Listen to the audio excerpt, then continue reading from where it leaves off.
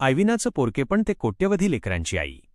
बालवयातच आईचं छत्र हरवल्याने भिवा आईच्या मायेला पारखा झाला होता. आईच्या मायेविना, मार्गदर्शनाविना उभा राहणारा भिवा डॉक्टर भीमराव आंबेडकर ते विश्वरत्न डॉक्टर बाबासाहेब आंबेडकर हा प्रवास पूर्ण करतात आणि संपूर्ण देशातील कोट्यवधी दीनदलितांचे आई आणि बाप होतात ही साधी गोष्ट नाही. या पृथ्वीतलावर जन्माला येणाऱ्या कोणत्याही सजीवाच्या आयुष्यात त्याच्या आईचे महत्त्व हे अनन्यसाधारण, अतुलनीय असते.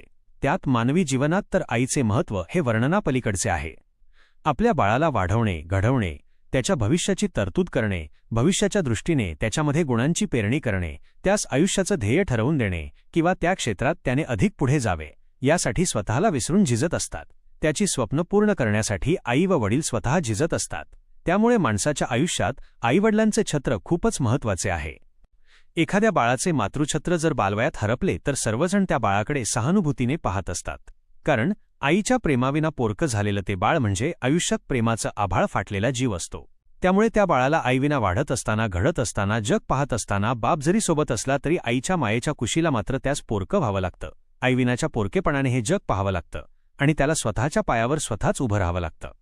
आई असली की आईचं बोट धरता येतं, पण आई लवकर गेली तर तो आधाराचा हात हरवतो. त्या लेकराला स्वतःची आई व्हावं लागतं.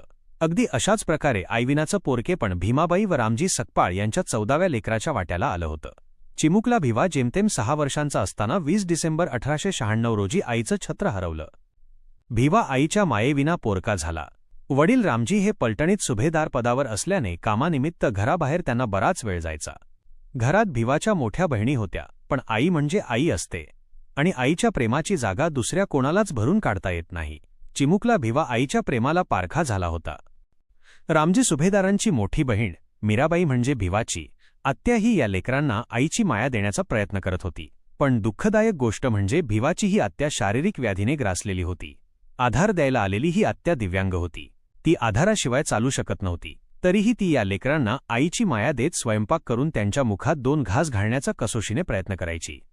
वयाच्या अवघ्या 5.5 वर्षांपासून अशा प्रकारे भिवा हा आईच्या प्रेमाविना वाढत होता, जगाच्या कोलाहलात घडत होता. मात्र परिस्थितीने पोळून काढणारा भिवा अधिकच खंबीर आणि समजदार होत चालला होता. भिवाची देखरेख आत्याच्या निगराणीखाली अन रामजीबाबांच्या शिस्तीत होत होती. भिवा आईविना वाढला, पण बिघडला नाही तर घडला. एखाद्या आईने अट्टाहासाने मूल घडवावं, त्यापेक्षाही महान पद्धतीने भिवा घडला. आईवडिलांनी ठरवलं तरी आपलं मूल त्यांना कसं घडवता येणार नाही तसा आईविनाच्या पोरकेपणातही भिवा घडला. कारण त्याला समज मोठी आली होती ती परिस्थितीनेच. अवघे 5.5 वर्षे वय असताना आईविना पोरका झालेला भिवा पुढे जाऊन आपल्या ज्ञानाच्या कर्तृत्वाच्या जोरावर